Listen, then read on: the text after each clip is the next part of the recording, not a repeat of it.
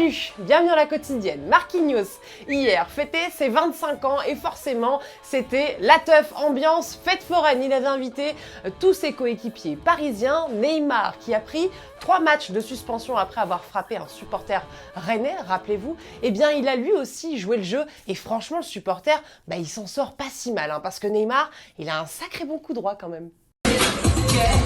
Ah ouais.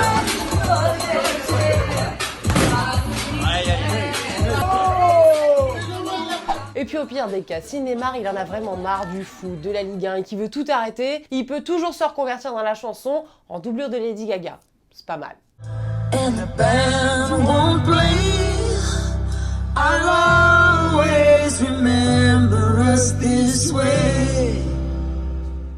Hier, on est bien évidemment revenu sur l'annonce du départ d'Antoine Griezmann de l'Atlético de Madrid. Alors c'est vrai que le Français a annoncé ça dans une vidéo plutôt simple. Et bien selon le média espagnol La Cadena Ser, le champion du monde aurait souhaité faire un documentaire pour communiquer sur sa décision. Mais ça, l'Atlético en aurait eu un peu marre, une fois, mais pas deux, Grisou.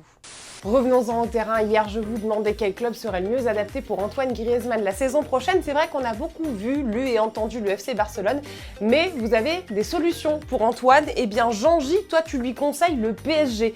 Paris cherche à remplacer Cavani, tandis qu'au Barça, il y a embouteillage en attaque. Et football, tu lui conseilles le Bayern Munich. Le club est en reconstruction et pourquoi pas gagner la Ligue avec Pavard et Hernandez. On t'assure, tu seras bien entouré. Pas de problème. Alors Griezmann pourrait bien rejoindre Lionel Messi au Barça la saison prochaine et justement le club a proposé sur ses réseaux une expérience absolument inédite, vivre dans les yeux de Lionel Messi une séance d'entraînement du FC Barcelone et ça donne ça d'être une légende.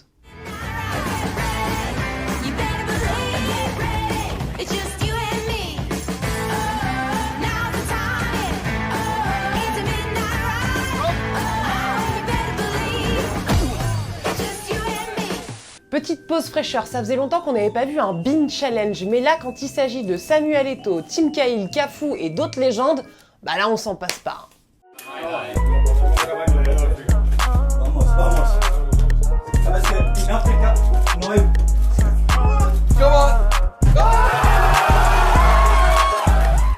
Et c'est officiel depuis hier soir, l'Ajax Amsterdam est champion des Pays-Bas suite à leur victoire à l'extérieur face à Graafschap 4-1, son 34e titre de champion de son histoire. 34 comme le numéro d'Abdelhak Nouri, le joueur victime d'un AVC en juillet 2017. Alors ce titre lui est naturellement dédié et hier soir à leur retour à Amsterdam, ils n'étaient pas seuls les joueurs, il y avait du monde. L'orage est fini, tu me souris, tu sais que je ne suis plus très loin. Bébé, je t'amène un souvenir de l'infini. Ton arc-en-ciel est en chemin, je ne serai pas là longtemps. Juste après la pluie, le temps d'un rayon de soleil.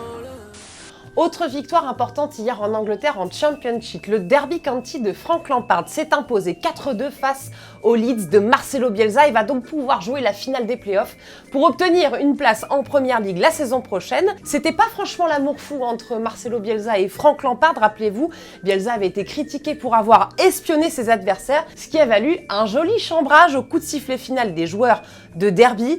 Et une fois dans le vestiaire, Lampard s'est complètement lâché.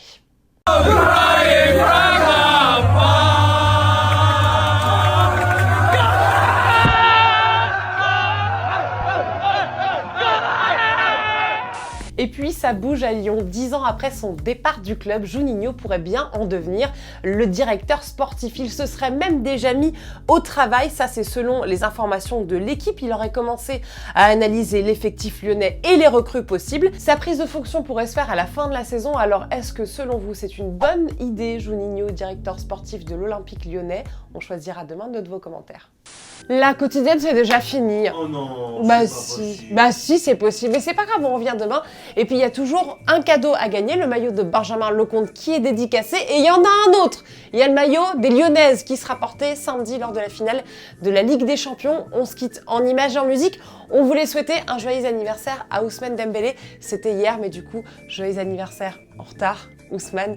Une très bonne journée, soirée à tous. Joyeux Noël, bonne année.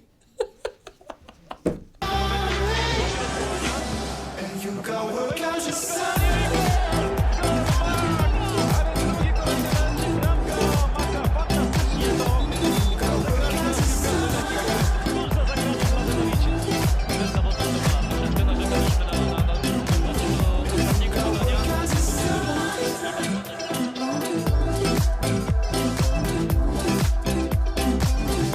Et n'oublie pas, tu peux cliquer sur le blason Téléfoot là juste à droite pour t'abonner à la chaîne et du coup ne rien rater du contenu exclusif. À la prochaine.